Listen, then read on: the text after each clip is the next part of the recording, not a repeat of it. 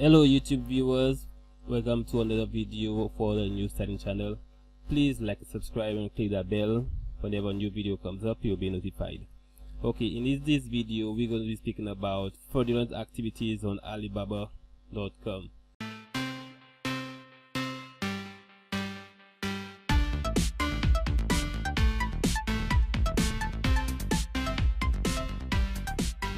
Now, AliExpress, I have a lot of experience with AliExpress.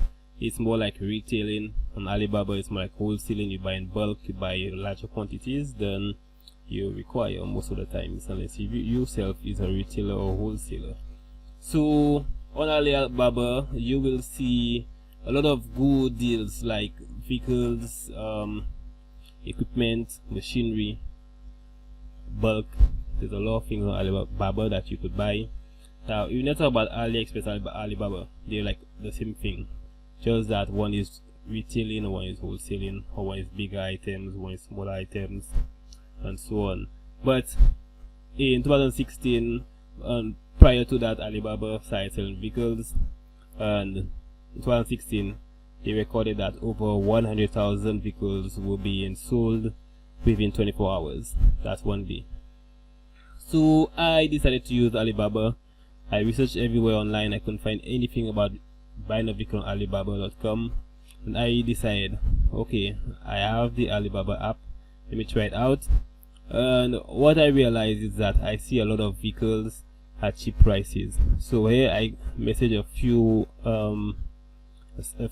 individuals who actually sell vehicles. So I decided, let me try it out. I see vehicles very cheap, so let me try out a vehicle for $3,000 US. And I was actually trying to see what I could get from for $3,000 US, because these sellers don't only sell one vehicle, they sell many more different models. So this $3,000 there is not really about that vehicle. I was trying to see what this one sold. But this one here, whatever that name is there, Robert Tyler. Okay, so this person sells the Hilux for $3,650 to $4,000 US per unit. And before I click on that, let's go on to this one also. So this one, on the other hand, he sells vehicles for $5,000 to $7,000. As you can see, as I clicked on it, the image changed, and that's the issue there. That's a very big issue there. Right now you will see a different vehicle, and I'll click on it in a while. So I inquired about it. So what really happened is that while looking for a vehicle, I noticed that the prices were too small. So I messaged someone who actually orders vehicles from different sites, and he told me that it's not to be trusted. You don't get these type of vehicles, especially a 2020, 2013 and so on. You don't get a 2014 Toyota Hilux for $4,000. And I actually got a good deal on a Toyota Hilux Revo for $4,200 US. It's a 2020 model, and that was kind of strange, just to tell you the truth. So what I did, I asked information like, so first off, what you really do is you're going to ask information from the seller, and they're going to come to your inbox when you message, or if they message first, if you provide your number, they're going to message you and they're going to give you information. They're going to send you pictures. So what I usually do, when they send me pictures of the vehicle, around the vehicle, the interior and so on, it looks bewildering. But then again, there's a lot of fraudulent on these different sites. And I'm not only targeting Alibaba.com, but I'm also targeting different sites. So what I did, I look at the photos. So let me get to it. So here you will see that I looked at the photos. I saw some very neat images. As much as it looks too good to be true, as I can also see the image quality.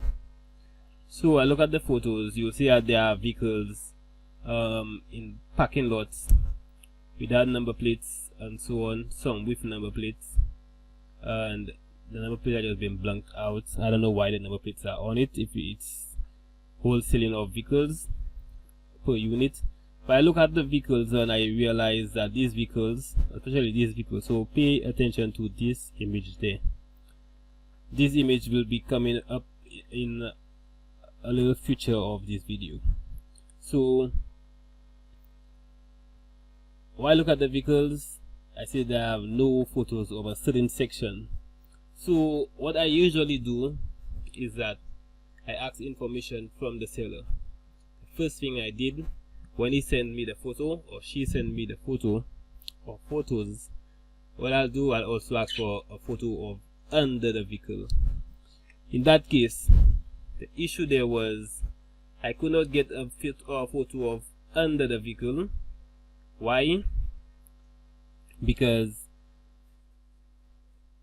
they didn't have a photo of under the vehicle. So what they did, they went online and they researched for a photo of under the vehicle.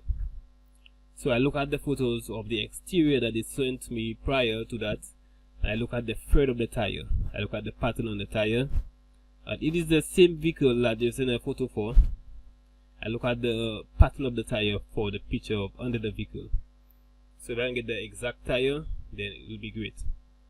What I realize is that the tire have actually different patterns. So the patterns are different. So the one that I noticed is in let's go to this chart here.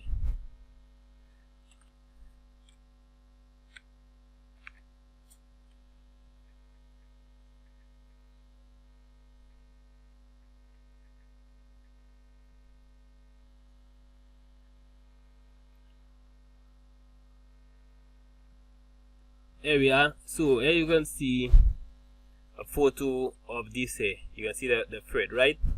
We are zooming on it for you a bit. You see that there is one long gap going downwards, and there are no other gaps done inside. So it's almost symmetrical. And then you'll see some hashes there, diagonal, and so on. So that's a vehicle that he claimed that I will be getting. As you can see, the back is the same thing, so all the tires are practically the same. You can also see there too. So when I decided to ask him for a photo of under the vehicle, as you can see, that's a very good looking Hilux. So here you can see it's a very different pattern. You can see two streaks. It's not very straight, but these two gaps, they go in more like zigzag and so on in the center. So it's basically a much different pattern than what Vincent. So he claims that these are the same vehicle, but I told him no, this is not the same vehicle. I did not tell him why, but I told him that these are not the same vehicles. But he continued saying that it's the same vehicle. So when ordering a vehicle on Alibaba, what you really have to do is that when you get the pictures of the vehicle via your WhatsApp, what you have to also do is you're going to look for reverse image search. I have to Google at the end. It has a purple icon, so I can use this one. I can use, let's check it out, this one. So you can use this one here, duplicchecker.com, and in the description of the video you'll see different images. So, or I can see different links in that case. So first off, I'm going to choose one of the vehicles. And what you're going to do after you inquire or you request an under photo of the vehicle showing the tires and so on, then if you see it corresponds, then okay, that means the person might have that photo there. So you're going to ask for a different photo. You ask for the roof. Try to get a distinct feature of the vehicle that you could see from the roof side also. Next, what you're going to do, you're going to ask information about the site that hosts these vehicles. So what site do you look for? What website corresponds to your business? If there are none, you're going to also find out if these images are duplicates. So what I did, I have these images in my gallery on my phone, and I go to the image duplicate search. I'm going to upload that image, and you're going to give me different links of the origin of that image. So let's say I'm going to grab this one. I'm going to download it. Then I'm going to go here. It's done. Drop it here. Yeah, that's pretty nice loader, to tell the truth. Okay, so I believe it's ready. So I'm going to search for similar images.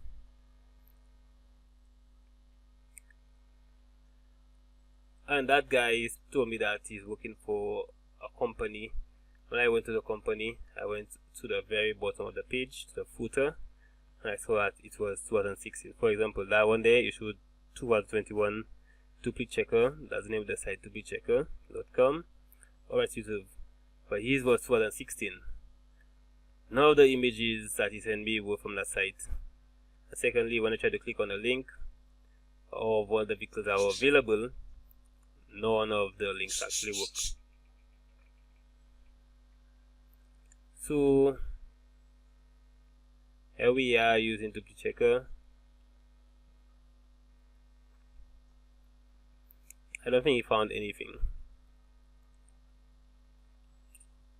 There's also another one, but I'll send you the link in the video description of what the best ones I use to check for duplicate images. So after you request an under photo, or you can request a roof photo, whenever you get a distinct specific of the vehicle, then you go ask for what site that you work for, or what site corresponds to your business, where you can see that vehicle online also, because they are usually affiliates most of the times. And then you can check for duplicates of the images, and then you're also going to check out different information from that seller. What's your full name? They usually send a full name and address and so on. So on WhatsApp, the advantage of using WhatsApp is that you want to have access to the number. So this here. And just to cut you short, this image, there was an image there before. The image is now gone, because when I revealed to him his real name, he blocked me. Now let me tell you how I know as his real name. Because the name that he sent me, if you want affiliate or marketer, you should at least have that image, that name online. If not, I can judge. So what I did, I use Truecaller. You can use Truecaller, or you can also use a different app. It's also called, hold on, let me get the name of that app. CallApp. So you can use Truecaller, or you can use CallApp on your Android phone, iOS phone. You're going to delete the contact. When you delete the contact, what you're then going to do, you're going to ensure it's deleted, and then you're going to use the number on WhatsApp and call them. So before you do the contact, you can also copy the number if you would like, and then delete the contact. Then you go to your Truecaller or your CallApp, and then you go into call. Now Truecaller and CallApp are two different applications. These are used to identify numbers, phone numbers in databases. You're going to give you if it's a business, if it's an individual, a photo, and so on.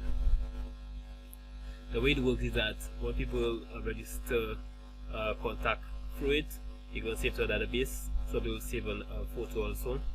Sometimes you work through WhatsApp.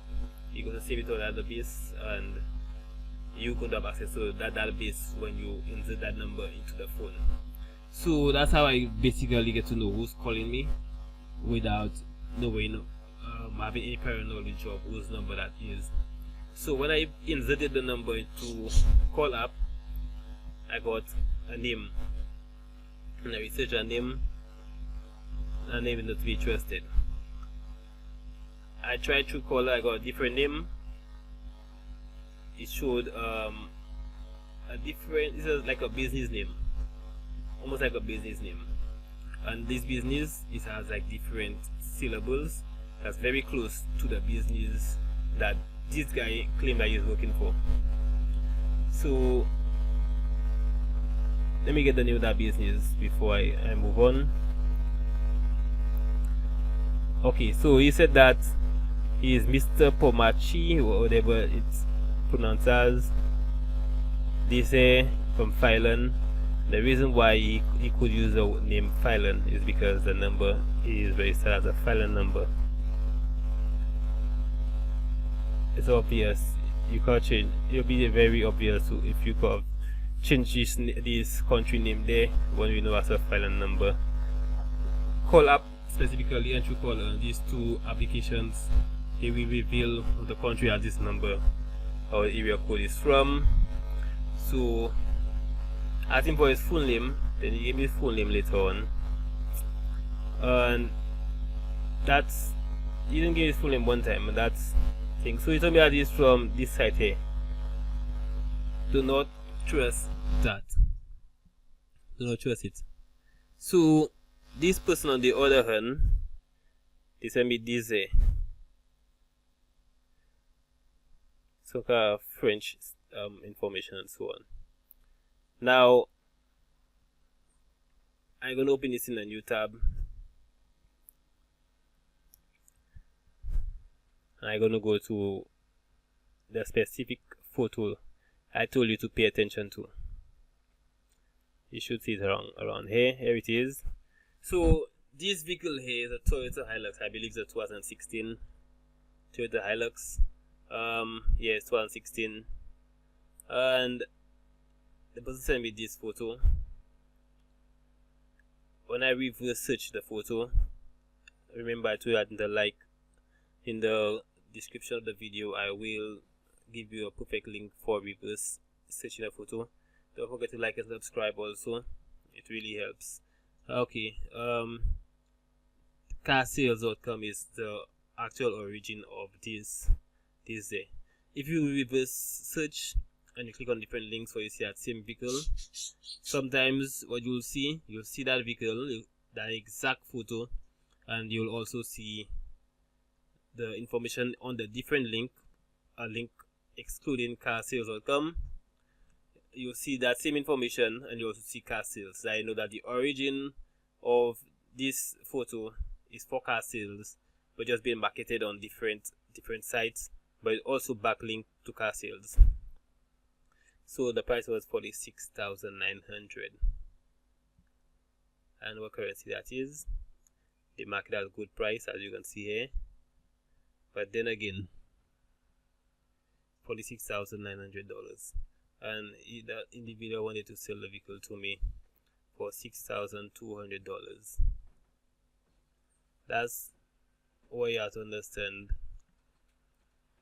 the point of no return, the point where you lose your money. So you're actually going to wire your money or Bitcoin your money to that individual, and you're going to lose everything that you just sent. Some sellers on Alibaba accept PayPal.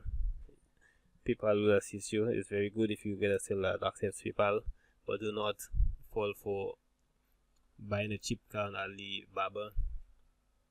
This one, on the other hand, that Hilux there was a different photo though, but the Hilux is not worth 7,000 US.